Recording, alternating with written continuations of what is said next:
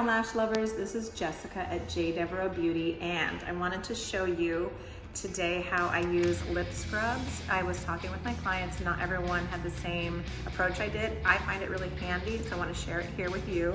So lip scrubs, I feel like they really do work. I brought in Pout, really cute, made in the US, good ingredients, great packaging. I brought in an orange fragrance, a sweet mint, and honey, which has been a real hit.